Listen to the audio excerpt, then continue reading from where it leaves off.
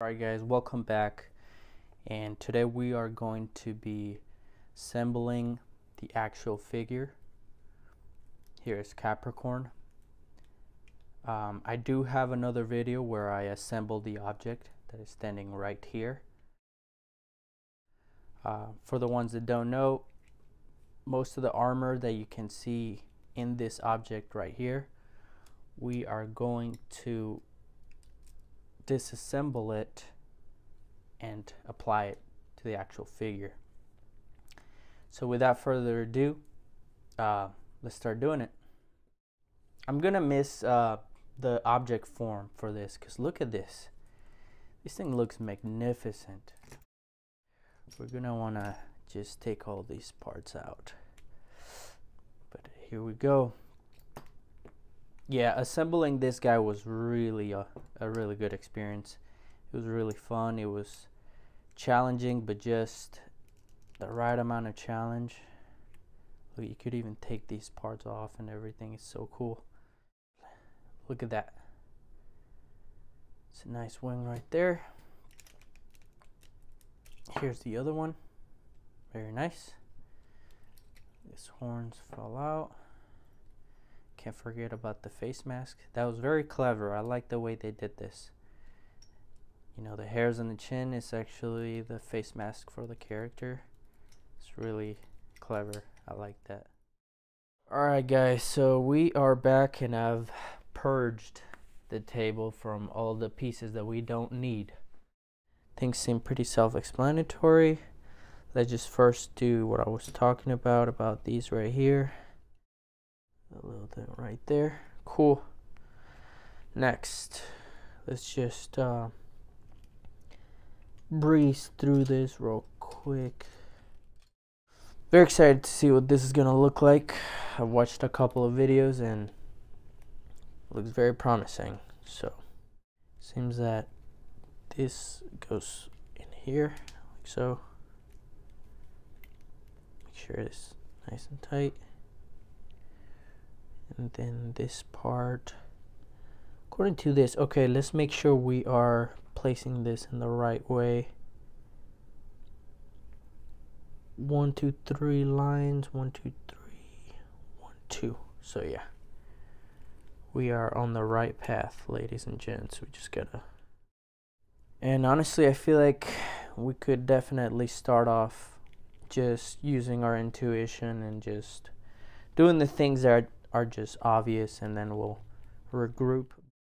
Holy crap, like just he's already starting to look like a tank. But you know, that's the cool part about building these figures, is that once you kind of have an understanding of the way that they make them, you're able to, you know, just kind of not worry too much about the instructions, although you definitely should look at them to make sure you're doing things in the right order. But when it comes to just building the character, that's 10 times easier than building the object. But I do think that the object is, I mean, you pay for it, you might as well get the full experience out of the figure. And one of the really cool parts about these figures is just the workmanship, you know. It's like the way they are built and the way they were intended to look like, and the object is just huge reason why I get this, to be honest. Sometimes I just rather have the object version of it on display, but I can't really make up my mind with what I like the most, whether the object version of the figure, but I think it's definitely the figure by a little bit for most of the figures that I've reviewed so far. I tend to only remove the gloves to put these parts right here, because when you use the gloves, the grip just goes down by a lot and you have trouble.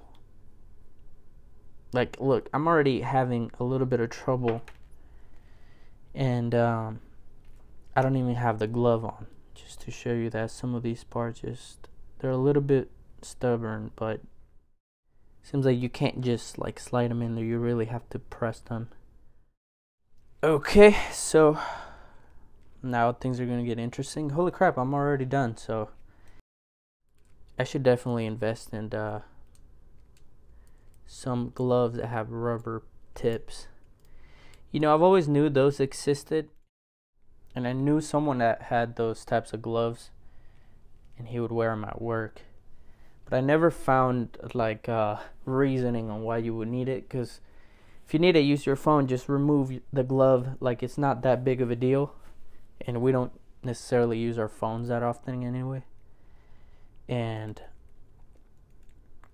here I am needing those gloves very badly.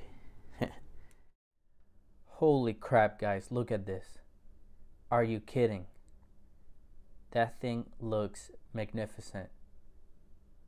All the details, no problems with the wings whatsoever, which with the previous figure that I had a lot of trouble trying to get those wings to stand for the Sagittarius, the Seiya version.